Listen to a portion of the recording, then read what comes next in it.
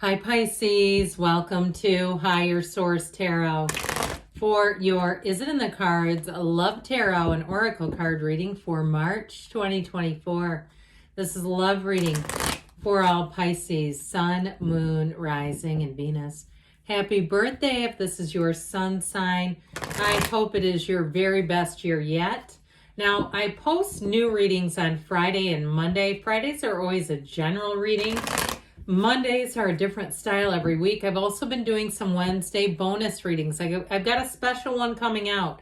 The week of St. Patrick's Day, Are You Lucky? I haven't done it yet, but we're going to have a money and a love reading there. Now, if you're interested in seeing those types of readings, the best way is to hit the like button or even drop a comment like an emoji into the comment box.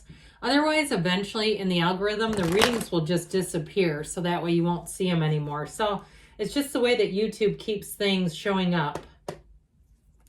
What advice do you have for Pisces, please, to attract the love of their lives into their lives, please? What does Pisces need to know about love, please? We will draw 3 cards to represent your energy, 3 cards for the person you are attracting, 3 cards on the advice. I've already shuffled the Oracle cards just to save a bit of time here. This is from the Moonology Manifestation deck. That's pretty. And then the Whispers of Love, too, here. All right, so we've got some advice we'll get back to there. Your energy, you've got the Death card, the Page of Pentacles, and the Emperor. Interesting. Their energy is the 7 of Pentacles, the 10 of Wands, and the 8 of Cups. Your advice is the 6 of Wands, the 10 of Cups. I like this a lot. And the 6 of Cups. Somebody here, you might have a return. And I'll tell you why that's going to be easy. When it's your sun sign, okay, it keeps the door open. Let's just see. The door might be cracked a bit. Let's just see if we can skate in there. I love the advice, though. And I feel like whoever this is, I feel like they have a little bit of they're an owner of a lonely heart. They've got a little bit of a sentiment of almost like, my life is good. I've got my, things here together, my career, this, that, but I'd like to find somebody to share my life with. And I feel like there's something about their energy there. They're ready. That's what I'll say. Pardon me on that. New moon in Pisces, attuned to the divine. So meditate, quiet your mind, attune to the divine. You are the divine, by the way. And so with this energy, it really is about doing things that bring joy to your life, quieting yourself, being in the stillness of your soul. Ask, and they will direct you. They want to contact and direct you. Slow down, pause, and allow things to unfold. So even if you, again, if you are single, it's like that attuned to the divine and this go hand in hand to allow you to be open and ready. So we have 2 major arcana. You have Aries and Scorpio here, but this is your energy, which is interesting. So I feel like you're going to have a brand new beginning. And so with this Aries Emperor energy, he is the great architect of the universe, but he also doesn't settle. So even if somebody wants to bring you out to dinner or buy you a drink or bring this over to your place or whatever, if you're not interested, you'll have no problem telling them no. Okay, because the Emperor doesn't settle. And I'll tell you what else, the Emperor is also a life partner. So I do feel like you're going to make choices that make sense. And so, because sometimes when we're in a lower vibrational range, we do things and then later we go, how in the world would I have decided to do that? With this, I feel like you're going to be on the course of really finding true love. You're going to end anything that doesn't serve you with the Death card if you have somebody that you've kind of kept around. Now, there is somebody from the past, but I do feel like if it's an old pattern that doesn't serve you, it won't be a second chance. It just will not, because the Death card is like a rebirth. It's like a great rebirth as you begin this next year, this beautiful celestial year, your year. You'll find that you move forward. And if you have a bit of a past with that please disease, okay, you say, yeah, I've read Codependent No More 3 or 4 times. That's okay. There's nothing wrong with it. Get it on audio. You can listen to it in the car too. But with this, it's like you end all of that. So you are going to be in this place where you're strong, you're convicted, in terms of you have convictions. When you know what you want, you're not settling. And so with this, I feel like with that Page of Pentacles, that brings in the optimism and it brings in the new opportunities. So if you have a new opportunity too, to try somewhere new, going to a new gym, or you have a pass somewhere, you get like free passes sent to you complimentary, go do it. Don't let anything stop you, because I feel like with that Page of Pentacles, even if you have some kind of upgrade on a dating app or something like that, I feel like that's your ticket. I keep hearing that's the ticket. Wasn't that on Saturday Night Live? Wasn't there a character that always said that? Well, I do feel like with that Page of Pentacles, that's the door opening. And so I feel like you're going to meet someone too that you are going to find, you'll feel like it is manifested. You'll feel like that Page of Pentacles, like I am smitten. That's what I get, and vice versa. Okay, whoever this is, the two of you, I hear you're two peas in a pod. You have multiple cards down here in the advice of support, of reciprocity, of real trust, real love. And so I feel like that's why they came out so hard with saying, be like that emperor. Don't bend your ways for somebody that's just not there. And so with this, I do feel like you're going to move forward in a very confident way. I will tell you too, before we move on, that Death card is your higher self, the skeleton image. Your higher self telling you it's time to move on. And so I do feel like it's going to be your time to move forward. I had somebody drop a comment. It was the most ridiculous, absurd comment. I was just in shock and awe. They said something about not paying any attention. They were trying to tell me to ignore the pictures. That's the symbology. That's the symbolism of this. That's crazy. That's just crazy talk. So anyway, I do occasionally reference the pictures because isn't that why we're here?